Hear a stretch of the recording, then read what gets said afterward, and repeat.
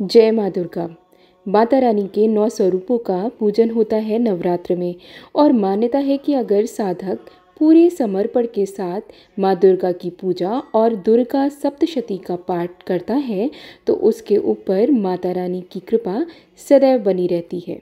और ऐसा प्रमाणित भी है कि इस दौरान यदि हम दुर्गा सप्तशती का पाठ पूरे नियमों के अनुसार करते हैं तो हम जो भी इच्छा रखकर माता रानी से प्रार्थना करते हैं वो अवश्य ही पूरी होती है।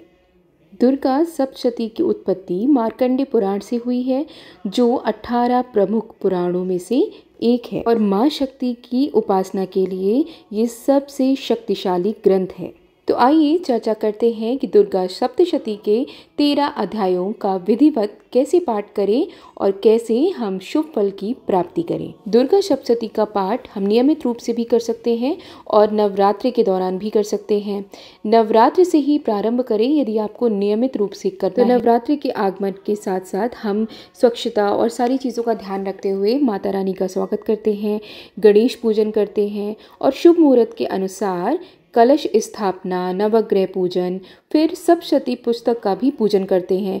याद रखिए कि आपको इस पुस्तिका को हमेशा लाल रंग के आसन पे पढ़ना चाहिए, साथ ही लाल रंग के वस्त्र में ही लपेट कर रखना चाहिए। अब पूर्व दिशा की ओर मुख करके आपको बैठना है।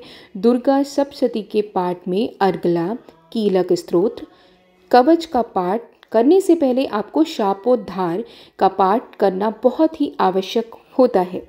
बता दें कि दुर्गा सप्तशती के सभी मंत्र ब्रह्मा जी और ऋषि वशिष्ठ और विश्वामित्र के द्वारा श्रापित हैं, इसलिए शापोद्धार के बिना सप्तशती का पाठ का समुचित फल प्राप्त ही नहीं होता। दुर्गा सप्तशती के पाठ करने के 3 नियम हैं।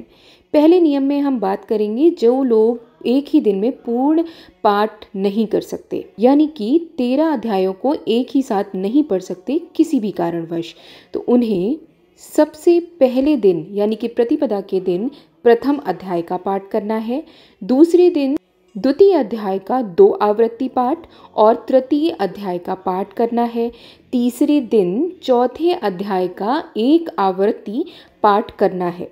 इसी प्रकार चौथे दिन पंचम, षष्ठम, सप्तम और अष्टम अध्याय का पाठ करना है, 5वें दिन नवम और दशम अध्याय का पाठ करना है और छठे दिन 11वां अध्याय का पाठ करना चाहिए। इसी प्रकार 7वें दिन 12वें और 13वें अध्याय का पाठ और इसके बाद 1 आवृत्ति पाठ दुर्गा सप्तशती की करनी चाहिए।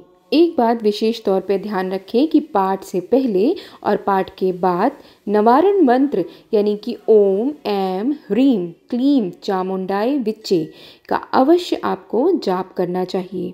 कोई भी मंत्र गलत ना बोलें और अगर आपको संस्कृत में समस्या होती है तो आप हिंदी में भी पाठ कर सकते हैं। दुर्गा सप्तशती को सिद्ध करने की अनेक विधियां हैं, जैसे कि सामान्य विधि, सप्ताह पारायण और संपुट पाठ विधि, सार्ध नवचंडी विधि, शतचंडी विधि। बताए गए सप्ताह पारायण विधि अत्यंत ही सरल, जिसको आप आसानी से घर पर कर सकते हैं स्वयं। और यदि आप वृद्धि पाठ यानी कि श्री दुर्गा सप्तशती पाठ की एक विशेष विधि जिसे कहते हैं, ये विधि अपेक्षाकृत थोड़ा ज़्यादा समय लेती है, किंतु यदि आप अनुष्ठानिक तरीके से कर रहे हैं तो आपको समय कम लगेगा और इसकी महत्ता भी अत्यधिक बढ़ जाती है।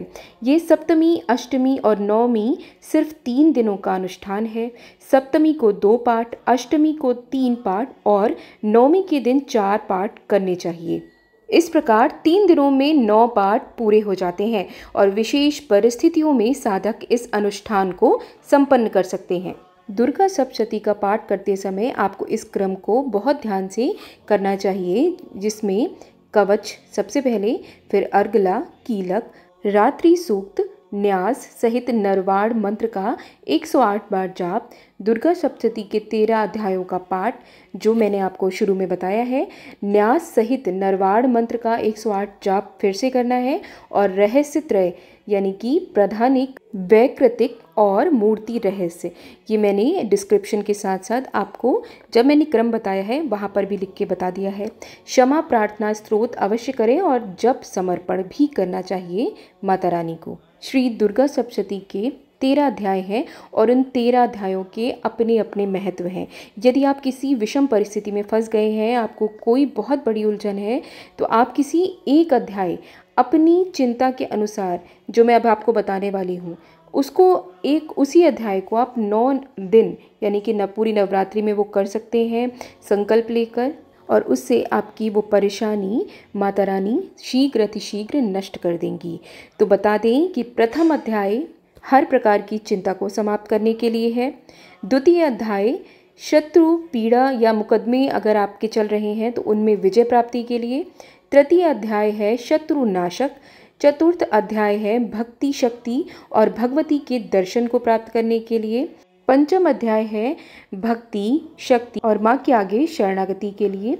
षष्ठम अध्याय है शोक दुख डर बाधा और शक को दूर करने के लिए। इसी प्रकार सप्तम अध्याय है मनोकामना पूर्ति के लिए। अष्टम अध्याय है वशीकरण और मित्रता बढ़ाने के लिए। नवम अध्याय है संतान प्राप्ति और उनकी उन्नति, खोई वस्तु को प्राप्त करने के लिए और हर प्रकार की मनोकामना की पूर्ति के लिए। 10वां अध्याय नवम के समान ही फल प्राप्त कराता है और 11वां अध्याय भौतिक सुख सुविधा और व्यापार के उन्नति के लिए है। इसी प्रकार 12वां अध्याय मान सम्मान और लाभ के लिए और 13वां अध्याय मोक्ष और भक्ति प्राप्ति के लिए है।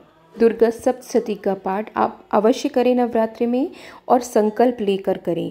संकल्प लेने की विधि भी हमने अपने चैनल पर डाली हुई है, सरल और संस्कृत दोनों ही प्रकार की विधियां, तो आप देख सकते हैं। अंत में वीडियो के मैं बस ये कहना चाहूँगी कि माता रानी सिर्फ हमारे प्रेम और श्रद्धा देखती हैं। उन्हें किसी प्रकार के आडंबर महंगी वस्तुओं की ज़रूरत नहीं है, क्योंकि वो खुद ही इन सबको देने वाली हैं। महिषासुर मर्दिनी को इस नवरात्रि आप ज़रूर प्रसन्न करिए। आप अपनी मनोवांछित फल प्राप्त करने के लिए माँ की पूजन अवश्य करें पूर्ण श्रद्धा भाव से। और अगर आपको इस प्रकार की जानकारी पसंद आई हो तो चैनल से जुड़ना बिल्कुल ना भूलें। चैनल को सब्सक्राइब करें, वीडियो को लाइक शेयर करते रहें। माँ अम्बे आप सभी की रक्षा करें। जय माता रानी।